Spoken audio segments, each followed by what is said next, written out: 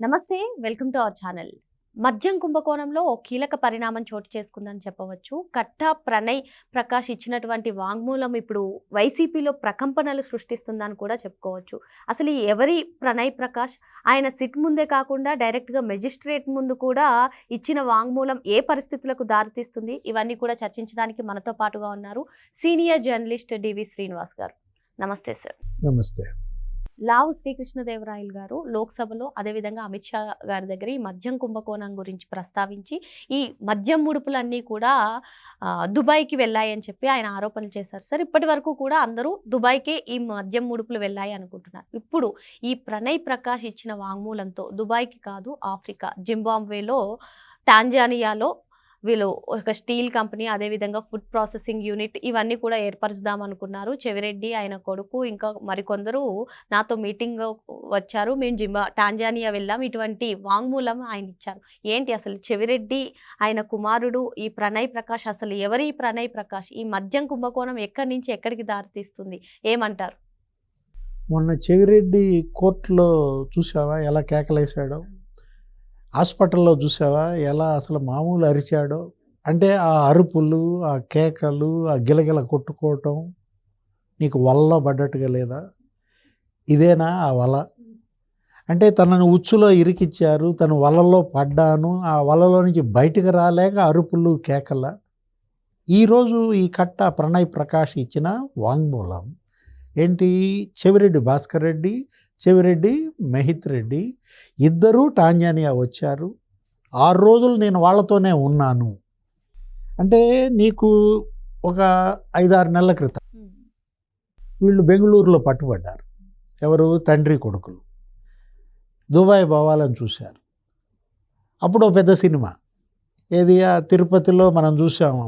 అసలు మామూలుగా భీకరంగా అసలు ధర్నాలని అదని ఇదని.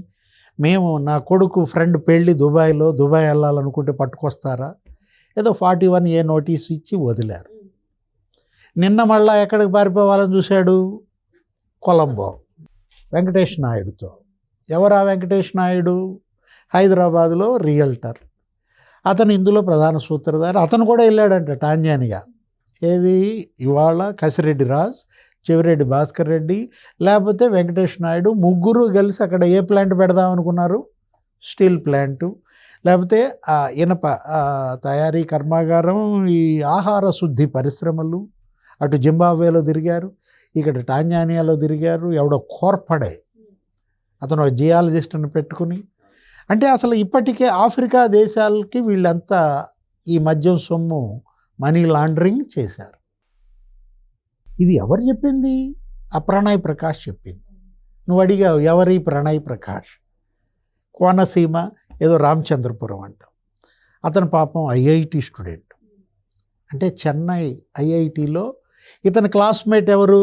కిరణ్ కుమార్ రెడ్డి, హెడ్ కానిస్టేబుల్ కొడుకు, తిరుపతి. అతనెవరు? కసిరెడ్డి రాజు. మరి ఆ గ్యాంగ్, ఆ నెట్వర్క్లో అతను ఒక సూత్రధారి. అంటే కసిరెడ్డి రాజు గ్రౌండ్ ఫోర్స్గా వీళ్ళు.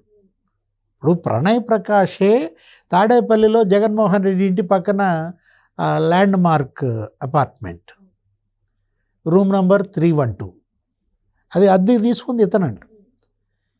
అంటే ఏడాదికి ముందే ఎన్నికలకి మళ్ళీ ఎలక్షన్ టైంలో అయితే నీకు ఈసీ పట్టుకుంటుందని ఈ కట్టలు ఉన్నాయి కదా, కట్ల పాముల ఈ వసూలు చేసిన కట్టల డబ్బు బస్తాల్లో నింపినది ఇవాళ నానగ్రామ్ కూడా, లేకపోతే జర్నలిస్ట్ కాలనీ, ఈ జూబ్లీ హిల్స్, ఈ కసిరెడ్డి రాజు కార్యాలయాలు ఉన్నాయి కదా, ఈస్ట్ ఇన్ఫ్రా అని, లేకపోతే ఆ ఎంటర్టైన్మెంట్, ఆ మీడియా, సినిమాలు తీసిన సంస్థ కార్యాలయాల్లో ఆ డబ్బంతా నీకు బస్తాల్లో నింపి వీళ్ళ వాహనాల్లో వేయడం.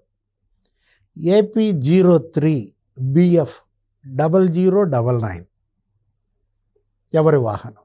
నువ్వు అడిగే క్వశ్చన్. అంటే AP 03 అంటే చిత్తూరు. ఇప్పుడు చిత్తూరు, తిరుపతి అనగానే మరి 0099 మిథున్ రెడ్డిదా? లేదు చెవిరెడ్డిదా? మోహిత్ రెడ్డిదా? అసలు 18 సార్లు ఈ వాహనంలోనే లోడింగ్ అంట.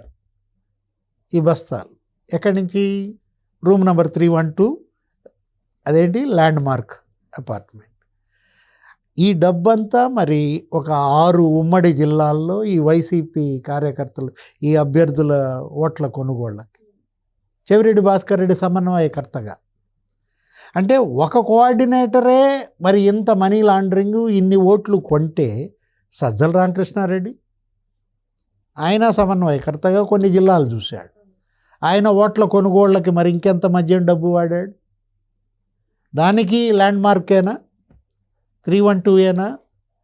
పెద్దిరెడ్డి మిథున్ రెడ్డి గోదావరి జిల్లాల ఇన్ఛార్జా, లేకపోతే సుబ్బారెడ్డి, వైవి సుబ్బారెడ్డి ఉత్తరాంధ్ర ఇన్ఛార్జిగా, నన్ను ఇన్ఛార్జిగా ఎందుకు తీసేశారు అని విజయసాయిరెడ్డి లబలబ. ఈ ఇన్ఛార్జీలందరూ ఈ విధంగా ఆఫ్రికా, టాంజానియా, జింబాబ్వేలో స్టీల్ ప్లాంట్లు పెట్టుకుంటారు, ఫుడ్ ప్రాసెసింగ్ ప్లాంట్లు పెట్టుకుంటారు. మరి నేనేమన్నా పిచ్చోడినా? ఇప్పుడు ఈ కుండ బద్దలు కొట్టింది విజయసాయిరెడ్డి. మామూలు పని చేశాడా? నీకు మొత్తం ర్యాకెట్ అంతా బద్దలు కొట్టాడు. ఏది ఇవాళ ఈ నెట్వర్క్ విచ్ఛిన్నం చేశాడనమాట. ఎంత పకడ్బందీగా జగన్మోహన్ రెడ్డి అటు మిథున్ రెడ్డిని, ఇటు చెవిరెడ్డి భాస్కర్ రెడ్డిని, ఇటు సజ్జల రామకృష్ణారెడ్డిని, మొత్తం వీళ్ళందరినీ ఉపయోగించి కసిరెడ్డి రాజ్ బ్యాక్ బోన్గా నిర్మించినటువంటి ఈ గ్రౌండ్ ఫోర్స్, ఇది ఒక ఏజెన్సీలంట. ఏంటి, నువ్వు చూసినట్లయితే నీకు మనీ, ఈ లాండరింగ్కి, ఈ మనీ రూటింగ్కి కొన్ని ఏజెన్సీలు ఏర్పాటు చేసుకున్నారు. కొరియర్స్ని, హ్యాండ్లర్స్ని, కోఆర్డినేటర్స్ని నియమించుకున్నారు. అసలు చూసావా? అసలు ప్రభుత్వానికి కూడా లేనంత వ్యవస్థ. అంటే organized money laundering, organized money routing అన్నమాట. ఎంత వ్యవస్థీకృతం చేశారు. నిన్నటిదాకా మనం ఏమనుకున్నామంటే ఏది నేరాలను వ్యవస్థీకృతం చేశారు అని అంటారు. ఇది ఇవాళ ఈడీ అంటారు, ఎన్ఫోర్స్మెంట్ డైరెక్టరేట్. ఇదేదో తూతూ మంత్రంగా మొక్కుబడిగా దర్యాప్తు చేస్తే నిగ్గుదేలేది కాదు.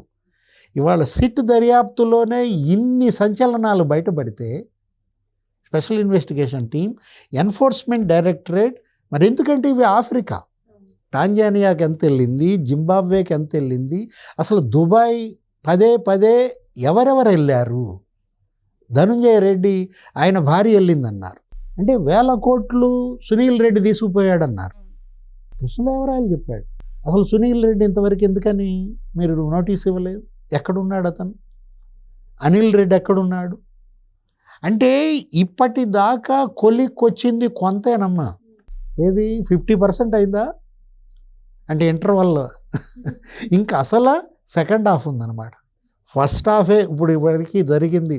ఈ దర్యాప్తు, మద్యం కుంభకోణం, ఇన్ని వాస్తవాలు, ఇన్ని సంచలనాలు బయటపడితే మరి సెకండ్ హాఫ్ ఎప్పుడు అంటావు? బాహుబలి 1 ఇలా కనపడితే బాహుబలి 2 ఎలా ఉంటుంది అంటావు? ఇది బాహుబలి కాదు, ఇది మద్యబలి. ఇది లిక్కర్ బలి అనమాట. ఇది సినిమా ఇవాళ కనపడుతోంది. రాజమౌళి లేకపోతే సుకుమార్ వాళ్ళ వల్ల కాదు ఇలాంటి సినిమా తీయడం. జగన్మోహన్ రెడ్డి మాత్రమే ఇలాంటి సినిమా తీయగలడు అనమాట.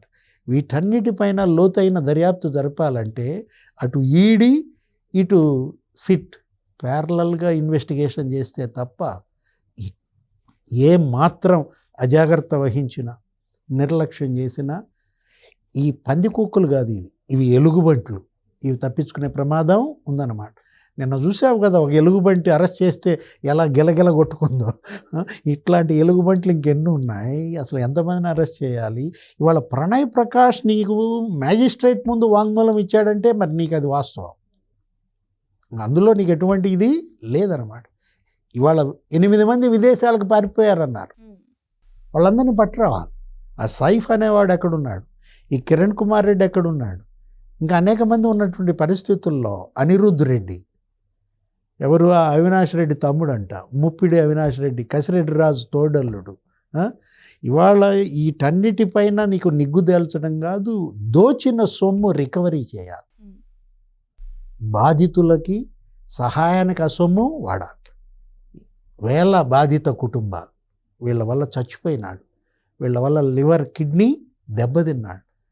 లక్షల కుటుంబాలు అలో లక్ష్మణ కాదు, అలో జగన అని ఏడుస్తున్నాయి. ఈ మద్యం తాగి, ఈ విషం తాగి, మీరన్నట్టుగానే అసలు ఈ మద్యంతో ప్రజల ప్రాణాలు తీసేసి ఆ సొమ్మును తీసుకెళ్లి వేరే దేశంలో ఒక వ్యాపారం చేసుకోవడం ఏ విధంగా చూడాలి సార్ ఇదంతా? ఇవాళ ఆఫ్రికా చెవిరెడ్డి లావాదేవీలే కాదు, ఇవాళ ఆఫ్రికా దేశాలతో వైసీపీ నాయకులు ఇంకెంతమంది లావాదేవీలు చేశారు. పెద్దిరెడ్డి రామచంద్రారెడ్డి ఎన్నికల ఫలితాలు రాబోయే ముందే ఆయనకు సంబంధించిన టిప్పర్లు, ప్రొక్లైన్లు ఇవన్నీ సౌత్ ఆఫ్రికా ఏదో ఎక్స్పోర్ట్ చేశాడన్నారు. అప్పట్లో మీడియాలో వార్తలు మనం చూసాం. అంటే ఇక్కడేటు ఘోరంగా ఓడిపోతున్నాం కాబట్టి ఆయన ఆల్రెడీ షిప్పుల ద్వారా పంపిస్తున్నారన్నారు. అప్పుడు దాన్ని ఖండిస్తూ ఆయన మేమే గెలుస్తున్నాం, నాకు ఆఫ్రికా దేశాల్లో వ్యాపారాలు ఉన్నాయి సౌత్ ఆఫ్రికాలో అని చెప్పాడు. ఈ వ్యాపారాలు అంటారా సార్? పెద్ద వీటన్నిటిపైన దర్యాప్తు జరిపించాలి. ఆ స్థాయి ఆస్తులు వీళ్ళకి ఎక్కడి నుంచి వచ్చాయి? ఇప్పుడు మోటార్ సైకిల్కి ఠికానా లేని పెద్దిరెడ్డి రామచంద్రారెడ్డి 50,000 కోట్లు ఎలా సంపాదించాడు అన్నదెవరు? ఆ పార్టీ ఎమ్మెల్యే, అతను ఎంపీ అభ్యర్థిగా టికెట్ ఇచ్చినటువంటి ఆదిమూలం.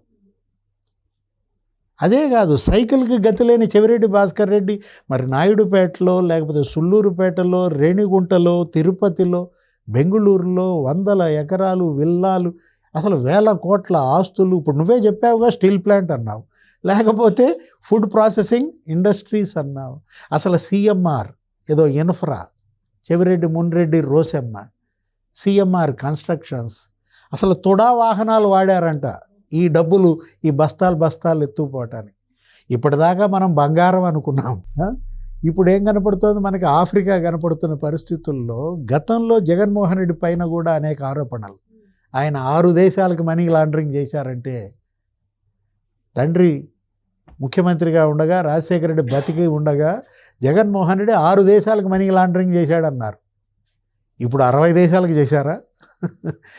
వీటన్నిటిపైన ఇవాళ చంద్రబాబు, ఆయన క్యాబినెట్, ఆయన గవర్నమెంటే కాదు, నరేంద్ర మోడీ ఆయన ప్రభుత్వం ఇవాళ నిశితంగా దర్యాప్తు జరిపించాలి. మరి ఈ మద్యం కుంభకోణం పైన స్టేట్ గవర్నమెంటే కాకుండా సెంట్రల్ గవర్నమెంట్ కూడా ఇన్వాల్వ్ అయ్యి ఇది వెంటనే దర్యాప్తు చేపట్టాలని చెప్పి సార్ చెప్తున్నారు. Thank you sir. నమస్తే.